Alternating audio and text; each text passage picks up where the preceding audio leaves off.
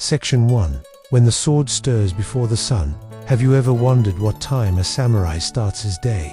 It's not when the sun rises, not when the roosters crow, not even when the first light touches the rooftops of Edo. For a samurai in the Edo period, the day begins before dawn around 4 a.m., when most of the city is still wrapped in silence and dreams. There is no alarm, no knock at the door, no servant gently shaking his shoulder.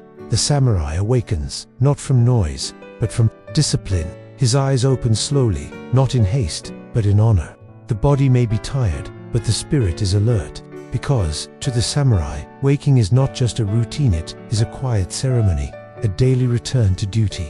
He sits up in the stillness of his tatami room. The air is cool. Outside, mist clings to the garden stones. Beside him, resting where it always does, is his katana. A samurai never sleeps far from his sword. He bows his head slightly, not to anyone in particular, but to the new day itself. It's a gesture of gratitude, of awareness, of presence. The world is still. The house is silent. Not even the birds have begun their songs. In the corner, a soft flicker from a paper lantern casts long shadows. A young servant, perhaps his son, quietly lights the hearth. There's no chatter, no greetings. Silence is a form of respect in this house. The first act of the morning, not training, not writing, but tea, a small cup of matcha green, bitter, simple. It is not meant to stimulate, but to center. There is no sugar, no excipients, just hot water, powdered leaf, and a moment of stillness. The samurai drinks it slowly, deliberately, as he watches the steam rise and vanish. Then comes meditation. He kneels on the floor, back straight, eyes closed, breathing in, breathing out. This is not meditation for relaxation. It is not about peace. It is about sharpening the mind, making it still, alert, and disciplined. While others wake up to rush, to chase, to scroll, the samurai wakes to prepare, not always for battle, but always for life. Because readiness is not just about the suit, about the soul.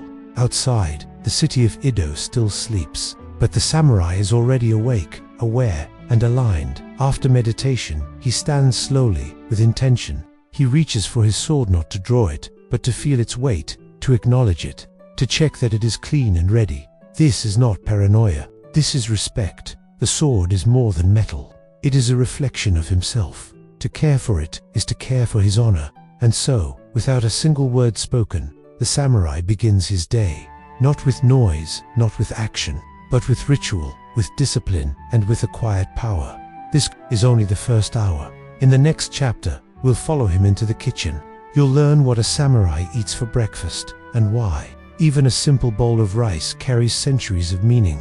But first, breathe in. You've just stepped into his world. Section 2. A bowl of rice and the weight of ritual. The samurai steps softly through the house. His wooden sandals glide across the floorboards, as if not to wake the past. In the kitchen, a faint warmth greets him. The hearth has been stoked. A pot simmers gently above the coals. Someone, perhaps a servant, perhaps his wife, has been awake just as early, preparing a meal not meant to impress, but to ground. Breakfast for a samurai is not a feast. It is a reflection of restraint, balance, and gratitude. There is no sizzling bacon, no overflowing plates, just a small tray, placed with care. On it, a bowl of steamed white rice, plump and glistening, a piece of grilled fish, often mackerel or salmon, seasoned simply with salt, a few pickled vegetables, daikon, cucumber, or eggplant tart, and crisp, a bowl of miso soup, with tofu and green onion floating gently on the surface, and a small cup of green tea. Again, always the tea. This humble meal might seem plain to the modern eye, but to the samurai, it is sacred. Each item on the tray is symbolic, not in a mystical sense, but in the everyday discipline of not taking more than one needs. He eats in silence. No one talks during breakfast. It is a moment of presence, of grounding, a moment to remember. Food is fuel, not indulgence, and he eats slowly. Each grain of rice is chewed, each bite of fish respected, not because he is pretending to enjoy it, but because he knows the cost of everything on that plate. The farmer who planted, the fisherman who risked waves, the cook who rose before him. Nothing is wasted, nothing is rushed. Even the way he holds his chopsticks delicately, precisely as a continuation of the same mindfulness he brings to the sword. Across the table, if he has a son old enough, The boy eats with him, learning not just how to hold the rice bowl, but how to sit with dignity, how to be still, how to show respect without speaking. And if the son fidgets, he is corrected not with harsh words, but with a look calm, firm, unmistakable. After breakfast, the tray is removed. The samurai wipes his hands with a warm cloth. There is no belching, no lounging, just a quiet breath, a glance toward the window. The sun is finally rising. Now the world can begin. But his world, it began hours ago, with meditation, with stillness, with a humble meal. And from here, the rhythm of duty begins. For some samurai, this means donning formal attire and heading to the castle, where they'll attend the local diet. For others, it means overseeing land, resolving disputes, or beginning sword practice in the courtyard. But whatever the duty, it begins only after breakfast, because to the samurai, one cannot serve with an empty stomach, nor with a cluttered mind. Before the blade is lifted, before the ink meets paper, before any command is given, there must first be rice and respect. In the next section, we follow our samurai as he prepares for his daily duties, whether it be entering the lord's estate or practicing forms in the garden. His armor may rest untouched, but his discipline never does, because in Edo Japan, even peace is something you prepare for. Section 3. Dressing for duty. Walking with purpose. With breakfast finished, and the sky now gently painted in gold and ash, the samurai returns to his room, not to rest, but to dress. This is not the kind of dressing done in haste, with one eye on the clock and the other on the door. No, this is a ritual, and every layer has meaning. First, the kimono, usually made of cotton or fine hemp, simple in design but neat in fold. It is light, breathable, and modest. The samurai does not dress to draw attention. He dresses to reflect order. Over it comes the hakame, a pleated, skirt-like trousers that many would recognize instantly. Each fold, they say, symbolizes a virtue: gi righteousness, rei respect, yu courage, maijo honor, jin compassion, makoto honesty, and chugi loyalty. 7 folds, 7 ideals, 7 reminders stitched into fabric. Next, the kataginyu, a sleeveless vest with exaggerated shoulders, if formal duty calls. If not, he may simply wear a haori, a light jacket tied at the waist. But the most important part of his attire isn't clothing at all. It's the pair of swords he straps at his side, the long katana and the shorter wakizashi. Together, they are called the daishōtha, symbol of the samurai class. Not everyone in Edo Japan was allowed to carry these. In fact, only samurai could, and carrying them wasn't just about readiness for combat, it was about identity. Strapping on the swords is done with care. The katana sits on the left hip, ready to be drawn in an instant, but only if absolutely necessary. The wakizashi sits just beneath it, a backup, yes, but also a tool of intimate defense, and, in the most solemn of cases, the weapon of seppuku, ritual suicide. To carry both is to carry the weight of life and death, of honor and shame. He checks the blades one final time, not to shine them, but to ensure they are clean, aligned, respected. Then, he ties his obi, the sash, firmly. Not too tight, not too loose. It must sit just right. To a samurai, the way one wears the sword says everything about self-control. Outside, the air is cool. The morning has begun for the city. Vendors are setting up. The streets are sweeping awake. But the samurai doesn't rush to join them. He moves slowly, deliberately, with each step whispering intention. If his duty today is to report to his lord's estate, he will walk, even if it is miles away. There are no horses unless rank or urgency demands it. A samurai walks with pride, not to arrive faster, but to arrive with clarity. As he steps out of his home, his wife bows slightly at the door, offering no words, only presence. The children, if awake, do the same, not from fear, but from deep-seated respect. Outside, the samurai joins a world that is awake but not hurried. Other men of his class pass him, their swords bouncing gently at their hips, their faces calm, unreadable. No one greets loudly. No one boasts. No one boasts. No one carries themselves like a conqueror. Even in peacetime, the battlefield is within hand. The walk to duty is a form of training. The sound of sandals on stone, the distant call of a crow, the subtle wind moving through pine needles. Each of these is part of his world. Each is noticed. Each is honored. Because the samurai doesn't just live in the world, he moves through it with purpose. Next, we will walk beside him into the halls of his daimyo, where silence is thicker than walls, and a single bow carries the weight of generations. We'll see how duty is performed, not with drama, but with exacting, invisible strength. Section 5. Training the body, honoring the blade. The sun now sits fully above the horizon, bathing the tiled roofs and gravel paths in a pale golden light. The streets of Edo are bustling with merchants and children, with laughter and the hum of daily life. But in the courtyard behind his home, the samurai is alone. There is no audience, no sparring partner, no applause, just him and the sword. He does not practice to perform. He practices to remember. The courtyard is simple erect gravel, a single pine tree to the side, and a wooden target post-worn from years of silent strikes. It is not a dojo. It is not grand, but it is sacred in its own way. This space has felt his sweat. He has bled here, he has cried here, and still, he returns. He kneels briefly, bowing before stepping onto the practice floor. The katana is drawn not with flourish, but with care. There is weight in every motion, not the weight of the blade, but the weight of intention. The practice begins, slowly, kata prearranged forms, each movement flowing into the next. Cut, step, turn, breathe. No wasted motion, no noise beyond the whisper of silk and the sigh of breath. His grip is firm, yet flexible. His eyes steady, yet calm. The body moves, but the mind remains still. He repeats each form again and again, not to perfect them, but to become them. Because to a samurai, the sword is not an extension of the arm. It is an extension of the spirit. Sometimes, he whispers under his breath not prayers, but old teachings passed down from his own master. Phrases like, strike not in anger, but in awareness. Victory is not in the kill, but in the control.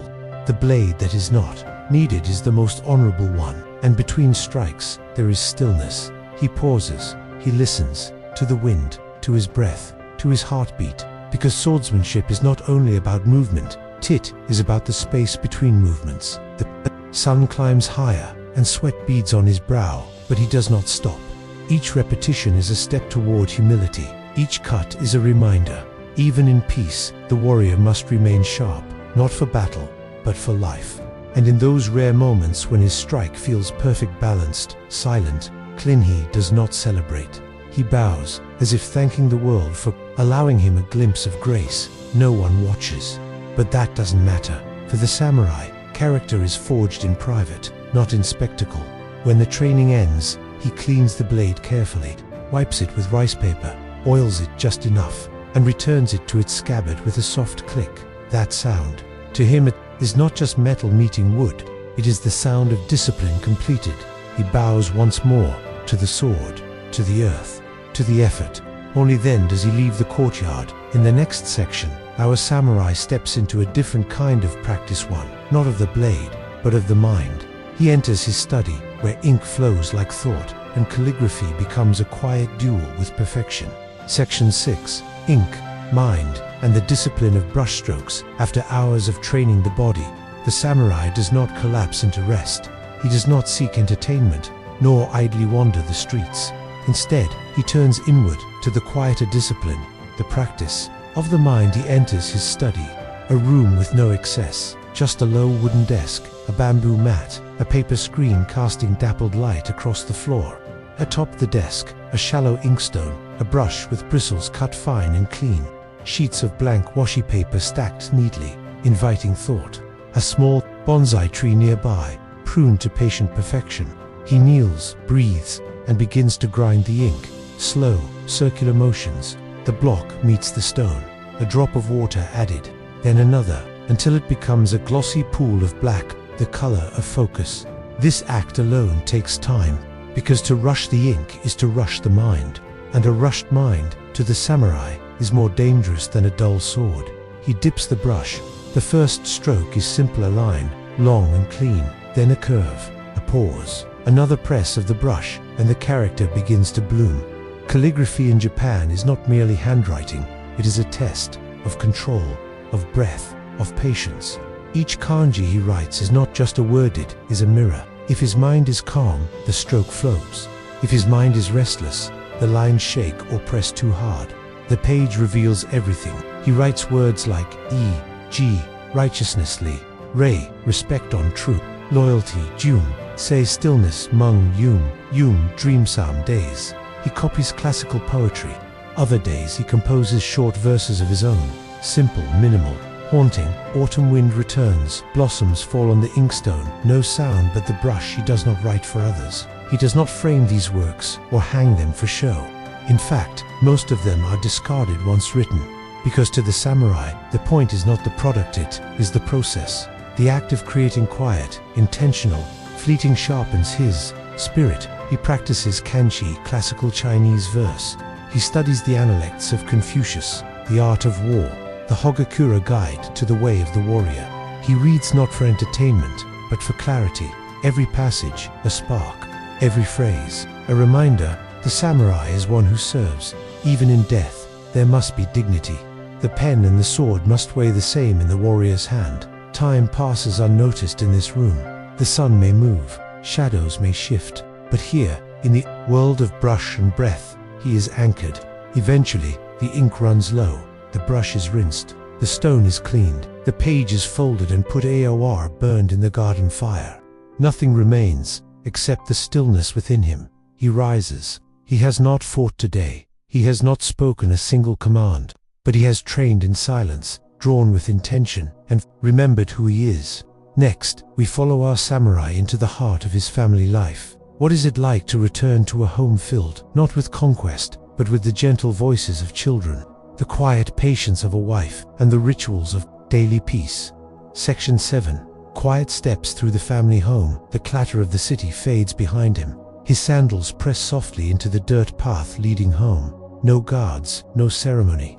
Just the familiar crunch of gravel, the whisper of the wind against paper, walls, and the scent of miso drifting from a nearby hearth. The samurai steps through the threshold of his home not as a warrior, but as a father, a husband, a man among his people. He removes his swords, gently, carefully. He lays them on their wooden stand near the entrance, bows to them, then continues inward with nothing more than silence at his side. Inside, the house is modest. No gold, no lacquered furnishings, just bamboo floors, calligraphy scrolls on the wall, and a bonsai or two tended with the same patience he applies to his training. In one corner, his wife kneels beside the small cooking fire. She doesn't turn to greet him, not because she is cold, but because she does not need to. Their greeting is not made with words. It's in the way her hands move a little more carefully.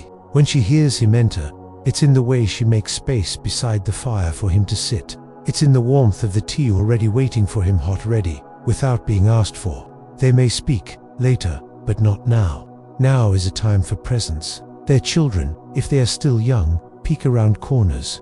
They do not run to him. Edo. Children are not raised for chaos, but their eyes widen, and they bow. He responds not with a smile, but with a nod.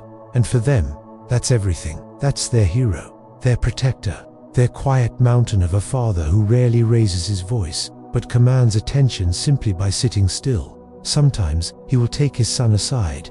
They will kneel together in the courtyard, and he will show the boy how to tie a knot, how to tend a bonsai, how to stand straight, not with stiffness, but with dignity. Other times, he'll sit with his daughter while she practices calligraphy, offering only the subtlest corrections, a tilt of the brush, a breath between strokes. And then, there is dinner, a shared meal, much like breakfast, simple, seasonal, humble, grilled fish, pickled roots, steamed vegetables from their small garden, perhaps a bit of sake poured with both hands in the direction of his wife. There is no talk of battles, no speeches about loyalty or death, just the rhythm of chopsticks, the occasional comment on the weather, and the feeling unspoken that this stillness is earned. Afterward, he may tend the garden, or clean the blades, or, on some evenings, simply sit on the engawa, the narrow porch, running along the house, and watch the fireflies flicker among the reeds. His wife might join him.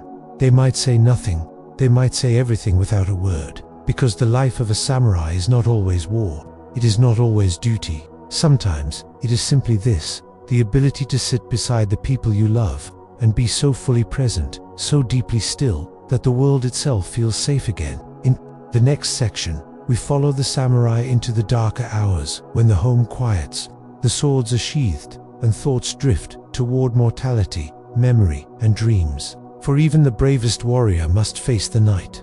Alone. Section 8. Shadows, stillness, and the night within the sun is gone. Its warmth replaced by a coolness that seeps through the bamboo walls.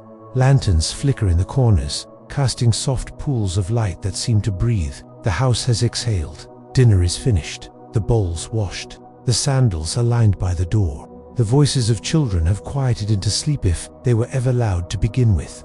Now, only silence remains, but it is not empty. It is full of memory, of reflection, of breath.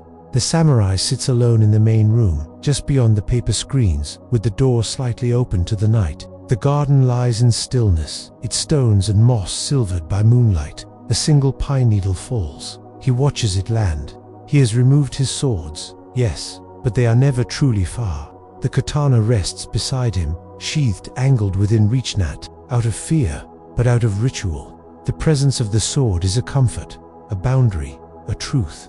He pours himself a cup of sack, not to dull the mind, but to soften the edges of a long day. The cup is small, its clay imperfect.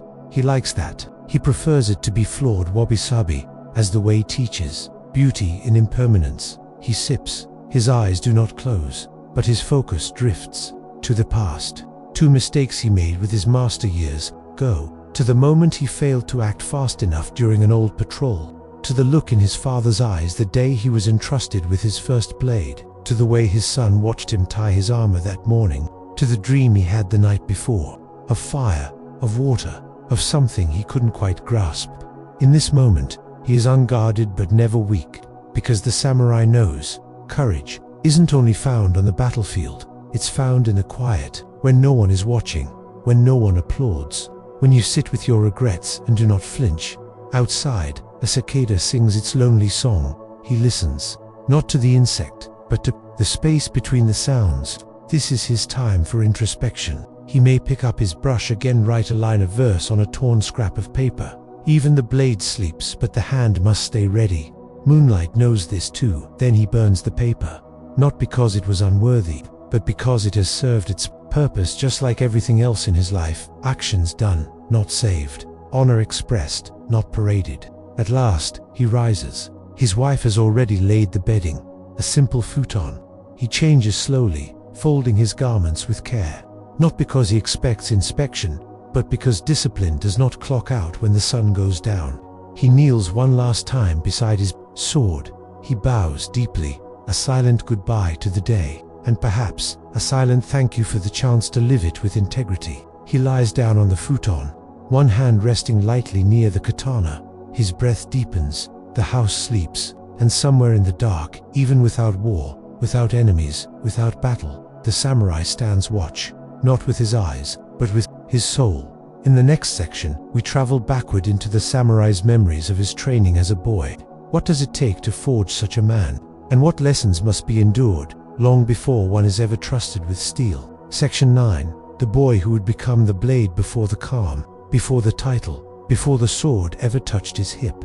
He was a boy, barefoot on packed earth, hair unkempt, hands blistered from bamboo poles, eyes searching, always searching for something he didn't yet understand, what it meant to carry the weight of steel. It began early, for some as young as 5. For him, it was 7, the age when playtime ended, when mornings no longer belonged to dreams, but to formality. The dojo was not a place of comfort. It smelled of sweat, old wood, and dried blood. It echoed with grunts, with sandals scraping, with the bark of his teacher's voice slicing the air, sharper than any blade. He was not taught how to fight, not yet. He was taught how to stand. For hours, back straight, eyes forward, no twitching, no sighing, no complaints. To stand and be still, not for war, but for self-mastery. Then came sweeping, and scrubbing, and bowing, and more bowing, not to people, but to spaces, to the dojo floor, to the sword rack, to the paper scrolls on the wall. He didn't understand, at first, why bow to an empty room. His teacher said only, when you bow to nothing, you begin to see everything. He cleaned floors before touching a bock in the wooden sword. He fetched water before he was allowed to kneel beside a blade. He wrote poems before learning a single cut, because a samurai's first weapon is not steel, it is restraint. The first time he held a sword, his hands shook, not from fear, but from reverence. It was heavy, not in weight, but in meaning. His teacher, a man with a voice like winter, stood behind him and whispered, "This blade will never love you, but it will reflect you." He trained every morning, before breakfast, before sun.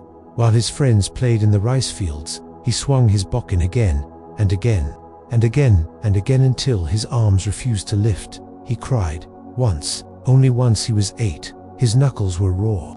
The master had corrected his stance with a strike, and he'd bitten his lip to hold it in. That night, his father came to sit beside him by the lantern.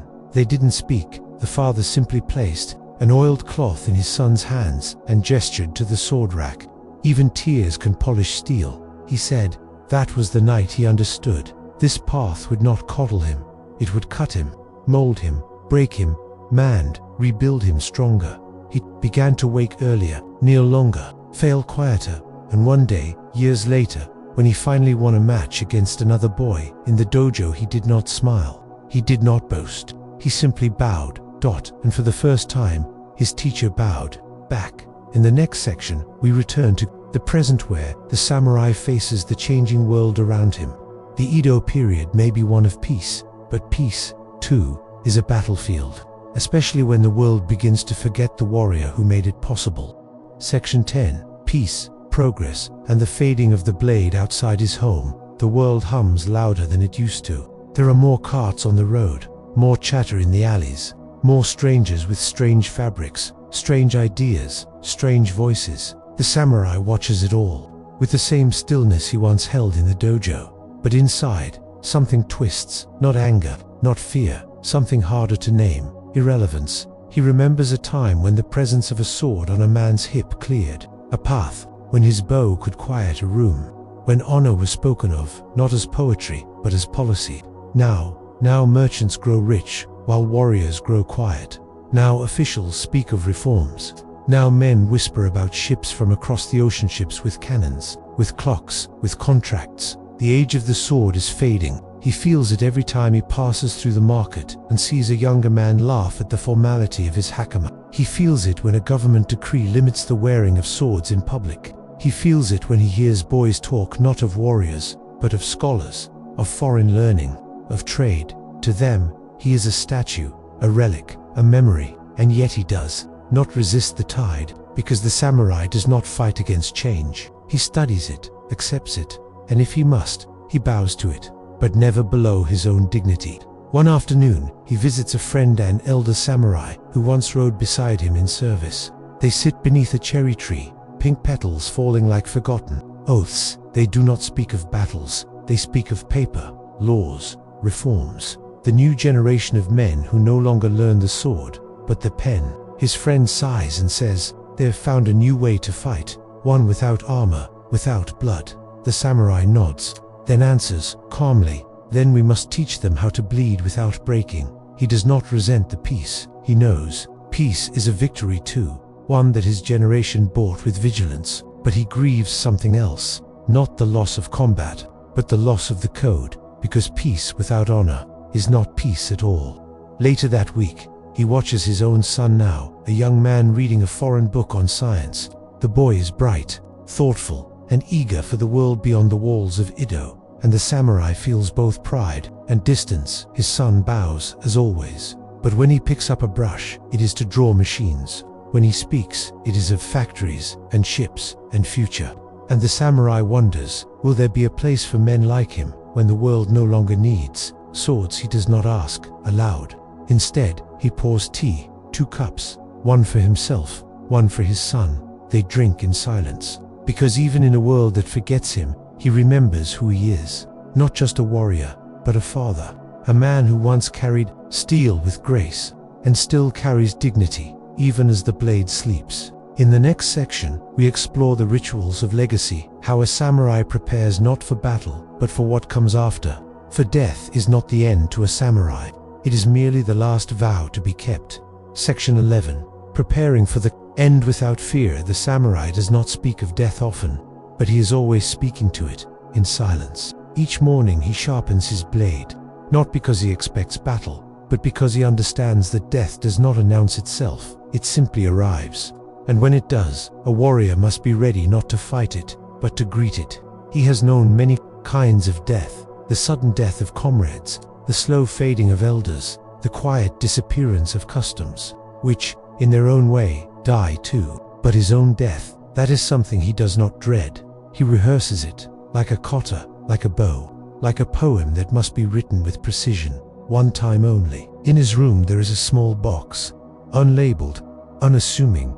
Inside it a finauhai, his will, written in clean, unfaltering calligraphy, a letter to his son, no commands, only reflections, and the cloth he will wear for the burial rite, folded, clean, ready. He doesn't show it to anyone, but he ensures it is always in its place, not because he expects to die tomorrow, but because a samurai does not meet death unprepared. He has also chosen the site, a grove not far from his family's ancestral village, quiet, overlooking the river, the same place his father was buried, and his father before that. He visits it once each spring, not to mourn, but to practice letting go. He kneels there, eyes closed, listening to the wind through the grass. He speaks no words. He does not ask for more time. He does not beg to be remembered. He simply bows to the place where his body will rest, but where, in truth, his spirit has already made peace. At home, when his son asks about death, he does not avoid the question. He answers gently.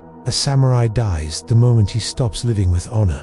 Death of the body is just the final bow. He teaches his son how to tie the white headband, how to write a parting poem, not because the boy is ready, but because one must always be learning how to die well, to know how to live fully.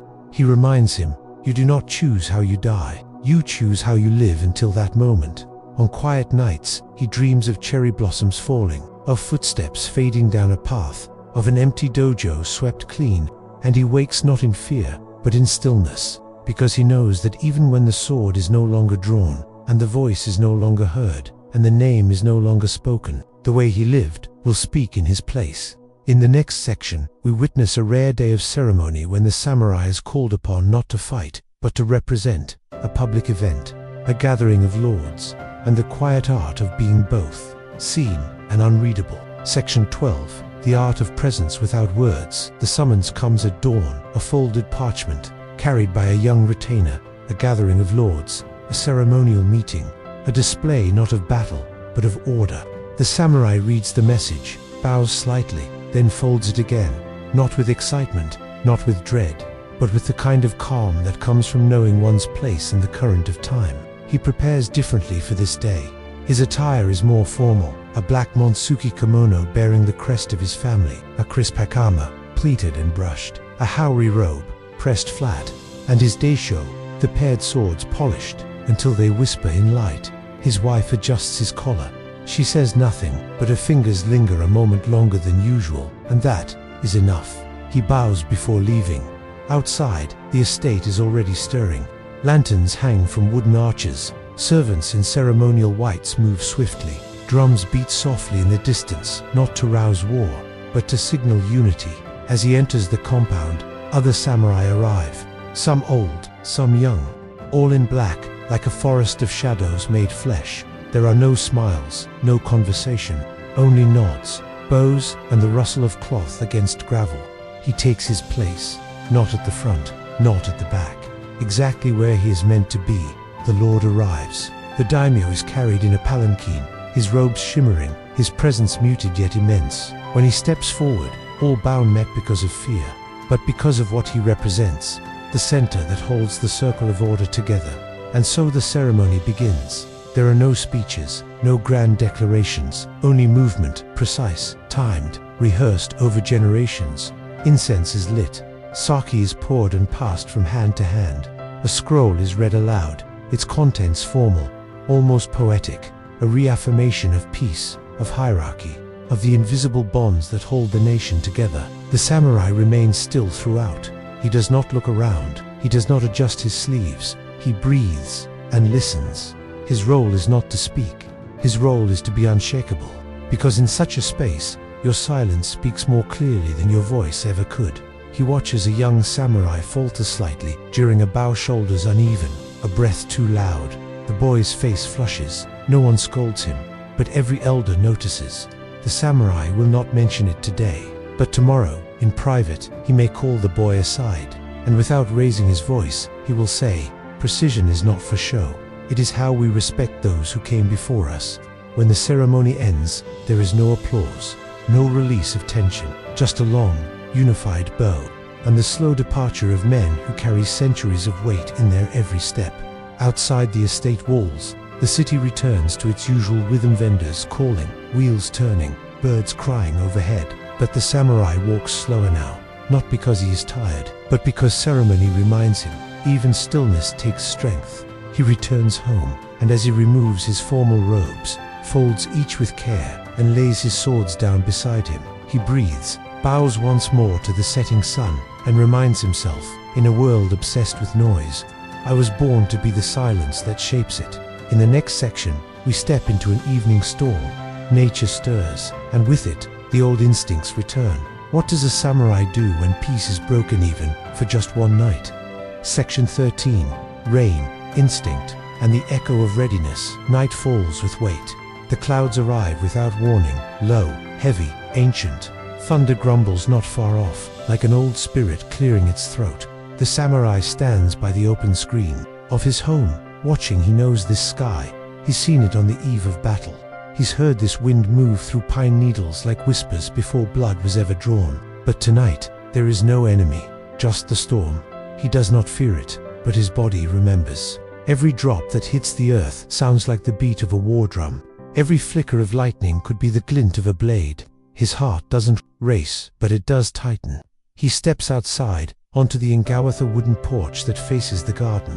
Rain begins to fall in thick sheets, drumming the tiles above, soaking the moss below. The paper lantern beside him trembles in the gusts, then sputters out. Darkness. He closes his eyes and listens, not to the storm, but to the space within himself that awakens in such moments. That quiet voice from years ago.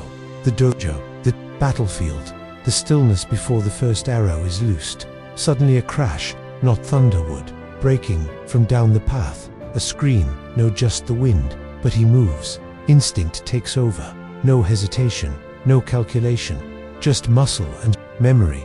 He steps inside. His hand finds the katana, already oiled and waiting. He does not draw it. He simply holds it, in silence. His wife appears, eyes questioning but calm. She does not speak. She does not panic. He nods once. She bows and gathers the children into the inner room. He steps out again, barefoot in the rain now, the sword still sheathed, hanging at his side like a loyal ghost. He walks the perimeter of his home, not because he expects danger, but because danger doesn't ask permission. A fallen tree branch, a loose door banging in the wind, a flash of movement that turns out to be a frightened fox darting across the path. Nothing serious, no enemy, no threat, just the world, unsettled. For a moment, and the samurai present, vigilant, unshaken. He sheathes the sword more tightly, returns to the house, closes the screens, relights the lantern. The children are already asleep again.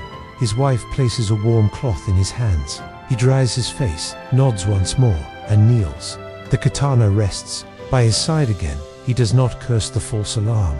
He does not wish for action, because for the samurai, readiness is not a state of war, it is a state of being. And sometimes, the night sends a storm not to test your blade, but to remind you that vigilance is its own kind of peace. In the next section, as the rain fades and the sky clears, we walk with the samurai into a morning festival, a rare glimpse into joy, tradition, and community. Even warriors must dance, if only once a year. Section 14. Lanterns, laughter, and the warrior among the crowd. The storm has passed. The morning sun returns like an apology, warm, golden, forgiving. Dew clings to the stones in the garden. And in the village beyond, voices rise like incense into the sky. It is the day of the Matsuri, the local festival. Even a samurai knows this date by heart. It comes once a year. And though he does not prepare for it the way the merchants do, or the children do, he respects it. Because tradition is not only found in temples or battles, sometimes it lives in celebration. He dresses simply, no formal crests, no blades at his side today, just a plain indigo kimono, his sleeves tied loosely, his sandals soft with age. His wife walks beside him. She holds a woven basket for sweets and dried fish. Their children skip ahead, still reserved. still careful, but with just enough energy to remind him what peace is for. The village is alive. Lanterns hang from ropes above the street. Vendors call out their wares. Mochi grilled squid sake. Flutes play in the distance. Taiko drums thunder like friendly giants. A girl spins in a circle, chasing her own shadow. A boy trips and laughs before being scooped up by his grandfather. Laughter rings through the stalls like wind chimes, and the samurai, he walks through it all, with eyes that soften but never drop. He greets the older men with nods. He accepts a cup of sake from a local potter. He watches the dancers perform, the bonodori, their sleeves fluttering like birds, their movements slow, circular, eternal. Someone recognizes him, a young vendor, perhaps, or a farmer's son. They bow deeply.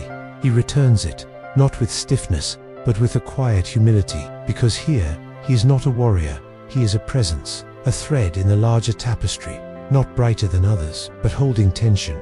His daughter pulls his sleeve. She wants to see the shrine dancers. He follows, no resistance. They arrive, just in time to hear the bells ring. The shrine maidens move in unison, offering blessings to the fields, to the water, to the old gods and the new. He bows, not for luck, not for favor, but because there are forces older than swords, and a warrior knows to bow to what he cannot control. Later, the family sits under a cherry tree.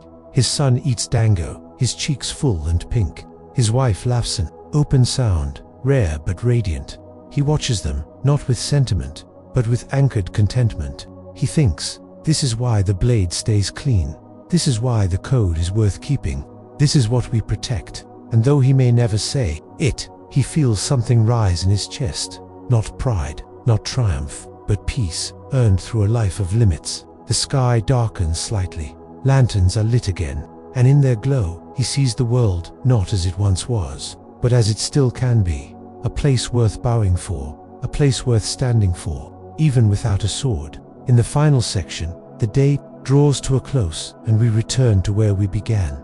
Before the sun, before the sound, where a samurai rises, not just to begin again, but to prove silently that a life of discipline is a life of meaning. Asterisk section 15. The morning returns, as always, before the roosters, before the light, before the city remembers it exists. Samurai is already awake. Once again, it is 4 a.m., the tatami beneath him cool. The room hushed, as if the air itself knows not to speak yet. But this morning feels different. Not in noise, not in sky, but in meaning, because now we've walked with him. We've seen the way he kneels, the way he pours his tea, the way he wipes the blade clean, even when it hasn't been drawn in years. We've watched him pass through ceremonies without a word, through storms without alarm, through the fading of an era without bitterness. We've seen him hold a brush like a weapon, and a sword like a prayer. We've seen him bow to the living, and prepare calmly, meticulously to bow to the end, and now, we see him rise again. He adjusts his kimono, his hat. He fastens his sash with the quiet precision of a man who knows his hands will one day fail, but not yet. He sits before his tea, steam curling like memory. He drinks, slowly, then he kneels, straightens his back, and breathes. In, out, the breath of someone who has nothing to prove, because everything has already been lived with purpose. He steps into the garden. The stones are still wet with dew. The pine tree still leans at the same gentle angle. The birds have not yet begun. Even the wind seems hesitant. He stands there for a long while, not waiting for the sun, but simply being. And when he finally draws his sword, not to fight, but to feel, you understand, this isn't about war. This isn't about show. This is about a promise kept to himself, to his ancestors, to the code. The world will keep changing. Peace will rise, fall, rise again. Swords may vanish, customs may fade, his name may be forgotten, but what he is will never vanish, because what he is not in the blade, but in the way he bows before using it, not in the silence, but in the strength behind it. And tomorrow, he will wake again before the sun, and begin it all once more, not because he must, but because he chooses to. This has been a day in the life of a samurai, Edo period, a warrior not just of battle, but of breath, of poise, of peace, hard-earned. Thank you for walking with him.